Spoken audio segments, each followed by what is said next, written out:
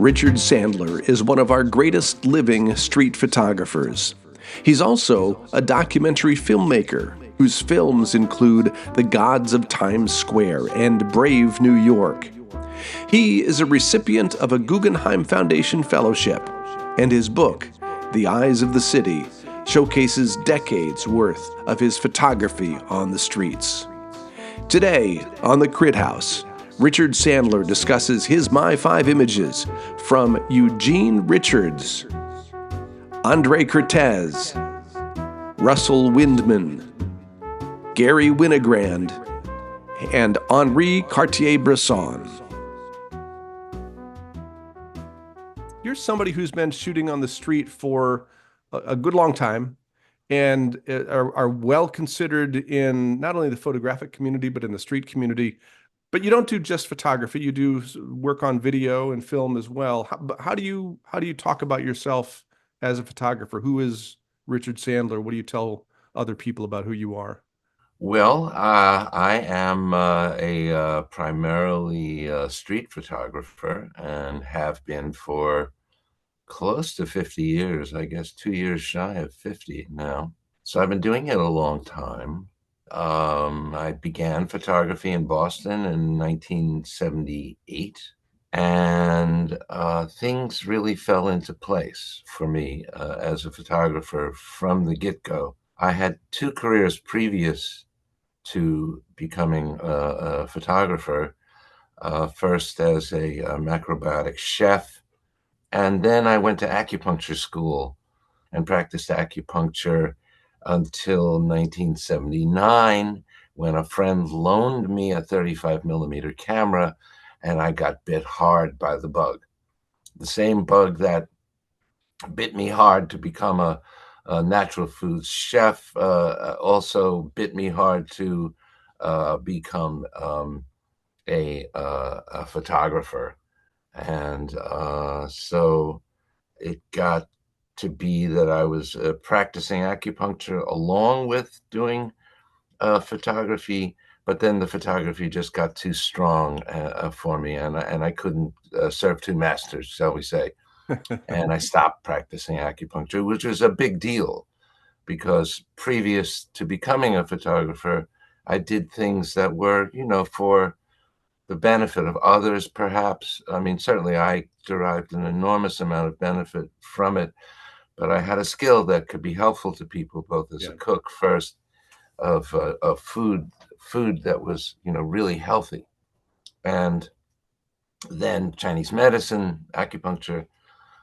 So these were things that I couldn't really give up lightly. So I had, from those first two careers, a sense of the methodology of becoming, quote unquote, good at something. My bar was set pretty high. And I didn't have, and I was, I was older than a lot of people I know that started. I was 31 when I started photography. So that's kind of, later in life, shall we say. And so I approached it with great zeal and very easy discipline, the easy discipline that moves people to do stuff that it's not hard. I had the wind in my back, shall we say. And I lived in a very cool house in Cambridge. And the house was like a 9-bedroom house, and it was owned by David and Mary McClelland. And David was a very famous Harvard psychologist. He had been maybe the co-chair, I think it was, of the psychology department at Harvard. And he and his wife were Quakers. They were beautiful people, really kindly people. They had 5 kids, and the kids had moved out of the house, and they let the rooms out to people who were of like mind. That is, people like myself who were involved in Eastern mysticism and or macrobiotics, health food and such. And I lived in this very, very heady environment where amazing people would come over. I lived there and for lunch or for dinner, like Bucky Fuller, would come over for lunch when he was in town lecturing. David hired and eventually had to fire Timothy Leary and Richard Alpert, Baba, aka Baba Ramdas. These were people that David hired to be in his department at Harvard. There was a dark room in the basement, and Mary, David's wife, who was a photographer and a painter, primarily a painter, she had a dark room in the basement, and she taught me how to print, and she gave me her Leica because she didn't like it. She gave me a Leica 3F. So like 1 month into being a photographer, I had a Leica, and I had a fellow roommate, Russell Windman, who, by the way, looks a lot like you. You and Good he looking have guy, huh? Yeah, you guys have the same face. I'm telling you, you're doppelgangers, you and Russell. Russell was living in the house. He was a photographer. He was a really interesting photographer in that he was as sort of seduced not only by the content of photographs, but the look of them. And he was a great printer. Mm. So from day one, I, aspired to be a good printer. Nice to have somebody to aspire to, when you Yeah, see like that. That's good. Yeah. It's a very Cantabrigian story of I know. Timothy Leary and having the people you were living with. Yeah, it sure is. And um, so, yeah, so like 1 month into photography, I had a good friend already now who was teaching me, showing me the ropes, teaching me things, really important things about printing, about exposure and development, all the technical stuff and the aesthetics. And I lived in a house that had a dark room in the basement that I could use anytime I wanted. Wow. And the other thing was that because I was living in a Harvard family, um, I had, shall we say, entree to possibly sit in on Harvard classes, and I did. And at the Wow. time, a great writer and speaker about photography named Ben Lifson was teaching at Harvard. Ben at the time was the photography critic of the Village Voice. Oh, wow. They had a dedicated photography critic that only went to photo shows and reviewed them, and that was Ben. And that semester, the spring semester of 1978, Ben was teaching a class at Harvard, and I met somebody, a student also of David McClelland's, who was also taking Ben's class. And I asked the kid if he would ask Ben if I could sit in on his class and please mention that I'm living in a Harvard family. So, so he did, and Ben said yes without meeting me. Wow. And so I was able to sit in on his class in January of 1978. And I'd never heard of Cartier-Bresson. I'd never heard of André Kertész. I hadn't even heard of Robert Frank. But I learned about them all. And Ben was a brilliant teacher. And he made very interesting assignments for people to, sort of jumpstart their photo education. A terrific educator, very articulate guy. And that class continued until, the end of the semester, which I guess was mid-May or something like that. And on the last class, he said, oh, by the way, Garry Winogrand, who I now knew because I saw his work in Ben's class, Yeah. Garry Winogrand is coming to Boston in July, and to teach a workshop, and if any of you would like to take it, you might just do that. And they did. So like 4 months into photography, I'm taking a weekend workshop with Winogrand and hanging out with him. Wow. And man, I tell you, I learned everything I needed to know, in like one weekend with Winogrand, just watching him real carefully. And he was a great guy, and he was, also extremely articulate, as I'm sure you're very well aware of that. Yep. And just hanging out with him was was one of the thrills of my life, and I learned so much, really. Wow. So we asked you to do this assignment where you have to choose five images that have somehow had an influence, or works of art or artists that had some influence on you. When we asked you that, what was your thought process in coming up with your five images? Well, and the thought process at first was I didn't know if you meant would it include other types of art like Right. painting, Yeah. because not to go too far into it, but my first exposure was like 7 years old, going to the MoMA and seeing Monet's water lilies for the first time in my life, Yeah. and that really blew me away as a kid. And a few years later, I was lucky enough to meet Salvador Dali in the Wow. height of his Daliness. So that was another, and then I started studying Dali paintings. Russell Windman is the name of the fellow who was my across the hall neighbor living at David and Mary McClellan's house. And Russell really taught me the ropes. And that first picture that I included in this was a photograph that Russell shot in Dharamsala in India. And that was the town that many, if not most, of the Tibetan refugees who were able to escape the Chinese chasing them over the Himalayas to India to escape China's takeover of Tibet. And this one was one of the first pictures of his that I saw.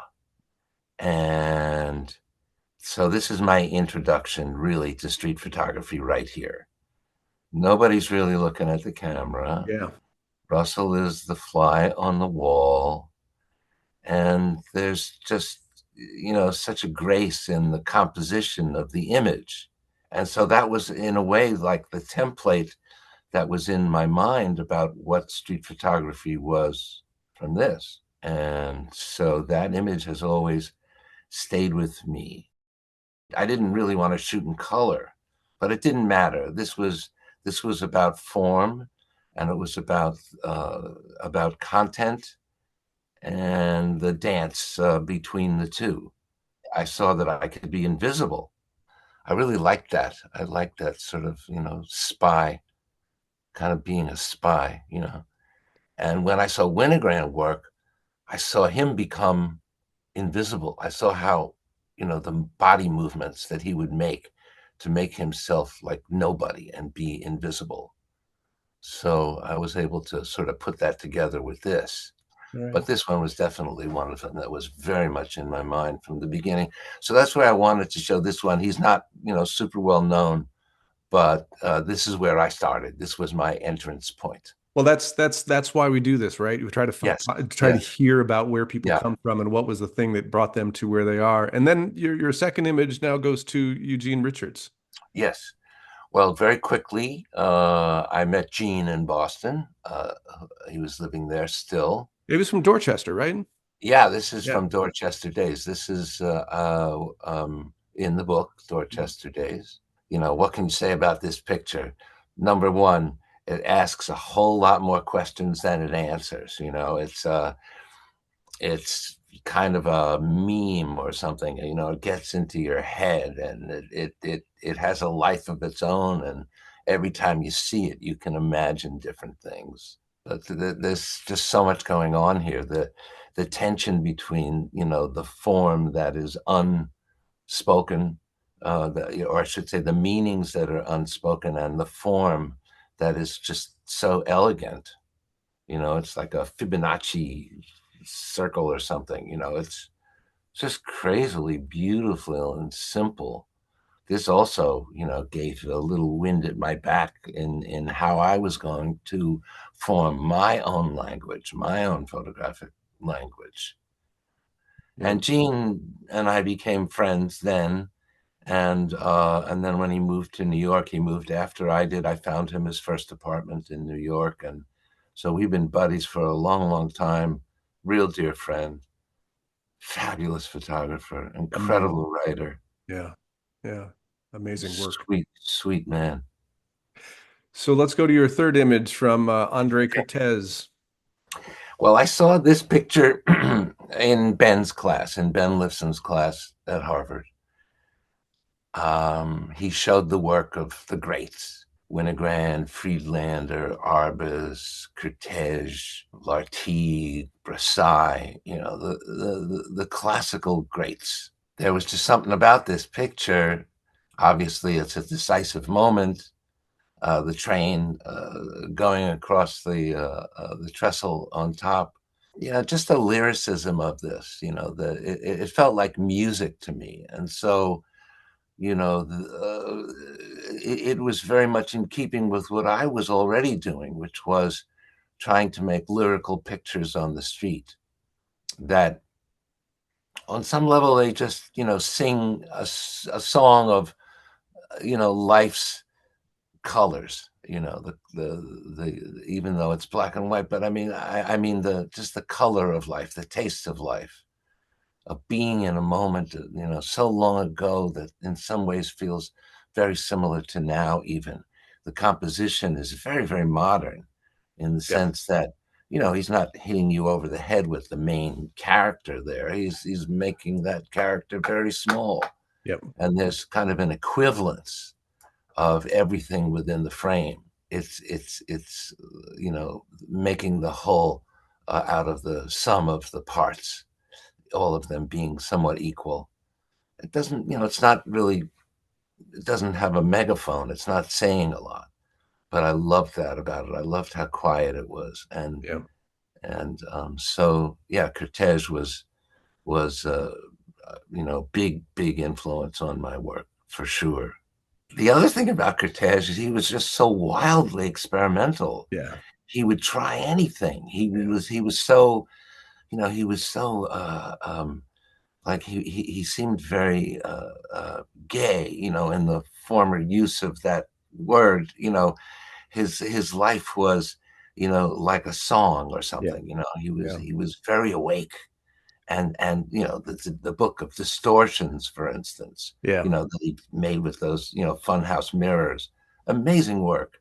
I met Beautiful. Kertész a couple of times, and he signed a couple of books at Mm. shows, and I got to go to his apartment actually after he died, Mm. maybe about a week or 2 weeks or something like that after he died. Sylvia Plahi, his dear friend and also Hungarian great photographer, Yeah. Sylvia, took me up there, and so I got to see that spot where he made those Polaroids, many of them on that windowsill, and where he made that incredibly beautiful picture of Washington Square Park and the snow, that beautiful lyrical shot from Yeah. his window Yeah. that he actually made many different times, but he shot from that window a lot.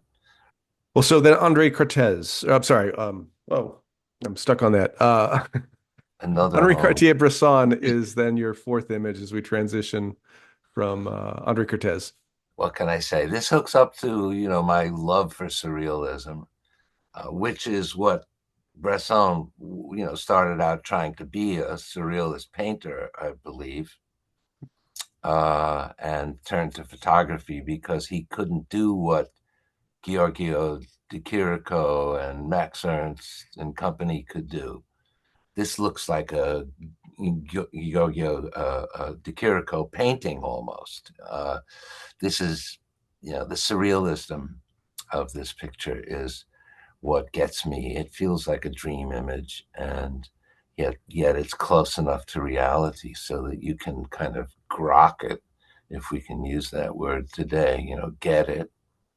Do you say Grocket? I sure did. I don't Yeah. know what I you have taken a phrase that I don't understand. What is it? Oh, I'm older, so that's from Stranger in a Strange Land, I think. To grok something is to get it, Ah, for okay. it to seep in. Well, Yeah. that'll be the thing I remember from this discussion. Yeah, please. Yeah, grokking. It was it was in common parlance at the time, in the late 60s. The surrealism of this picture is just so, Bresson's early work. I don't think his later work was as good. His early work, this work that he was doing early in his career, was just so brilliant. And, you can see Joseph Kudelka here. You can see Gilles Perez. Ah, yes. This picture and this type of picture. Alex, obviously, Alex Webb, my buddy. This picture is, really, really a unique picture in the history of photography, I think.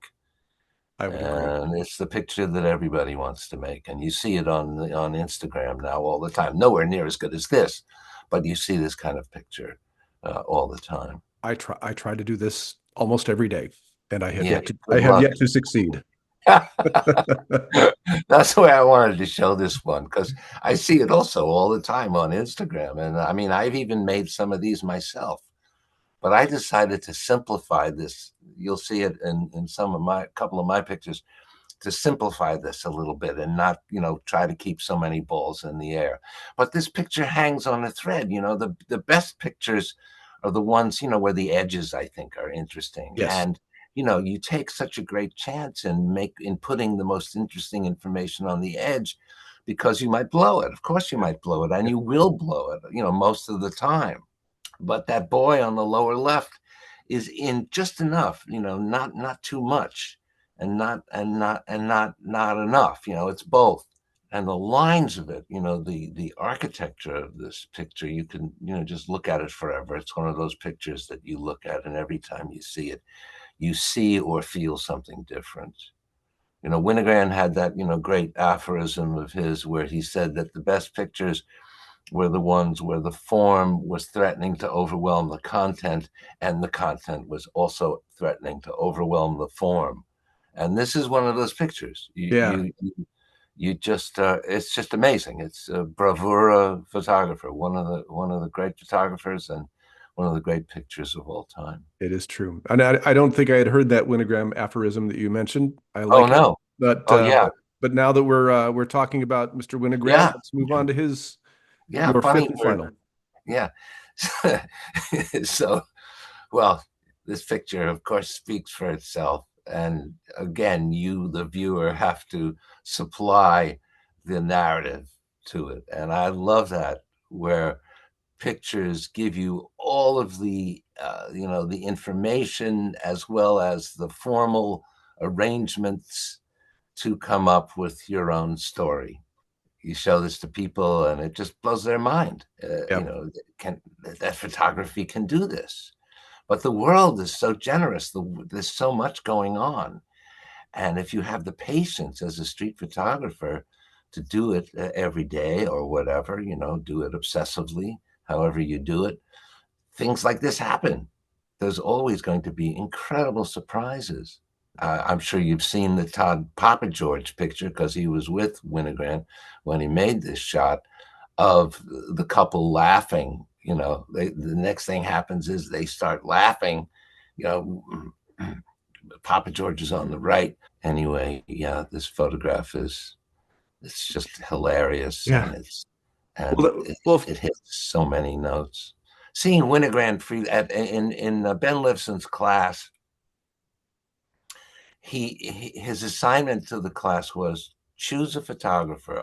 This is a semester long project.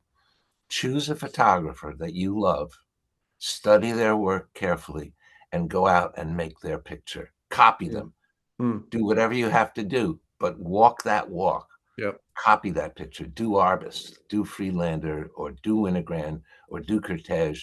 It was such an interesting exercise. For me, seeing Winogrand, Friedlander, and Arbus, what had already opened as the new documents show, was mind-boggling. That was earth-shattering for street photography.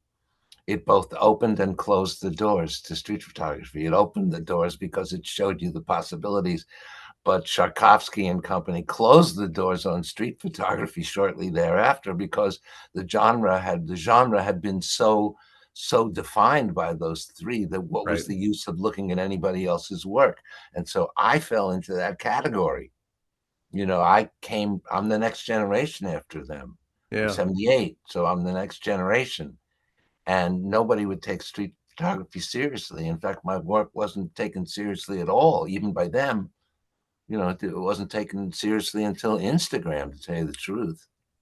That's I'm interested in that conversation because I know one of the challenges that I have, because I generally shoot street as well, is that like even in this day and age, I mean, it's hard to get street work up on a wall.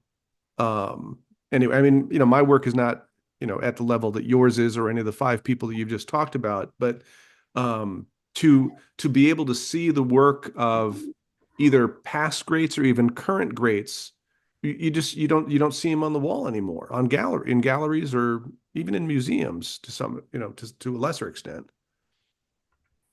But you see it a lot on Instagram, which is what I find Yeah. so. I mean, of course, it's a thumbnail. It's not a print. It's an approximation. It's Well, a my phone's too it's a small to make virtual any sense. reality. Yeah, Yeah. it's a virtual reality, but nonetheless, you're still introduced to it. You still Yeah. see it, and uh, and that's a good thing. So I've met so many people since Instagram, so many interesting photographers worldwide. Many of them get in touch with me. They like my work, and they want to talk Yeah. about photography, and I'm very, very happy to do that. Well, and so you also teach Do their workshops, right? work. Yes. Yeah. Do you have are there workshops coming up that are worth The only attending? workshops that are coming up are going to be in April. Uh, uh, Two of them in Milan, Italy, and then there's going to be one in Rome, and I'm not sure if it's going to be in April or in September, but they're coming up. Well, Richard Sandler, just a pleasure to talk to you here on the Crit House to hear about the influences that brought you to be the photographer and artist that you are. Thank you. Well, thank you for doing the Crit House, which is wonderful, and I've seen some incredible episodes. The one with Fred, um, Conrad, uh, what's his name, the photographer in New York Times, uh, Fred Conrad. Comrade, yeah, Yeah. and also with Dee Gordon, just so good. Because I freelanced for the Times for many years, and so I knew them, from the photo department at the Times, and also another one who you gotta get who was the great photographer who was the photo editor of the Times at that time, named Paul Hosefros. Do you Oh, know okay. him? I do Paul not know him actually. Hosefros, No. Hosefros, Hosefros. He was stationed in D.C. for many years. As the Times photographer in D.C.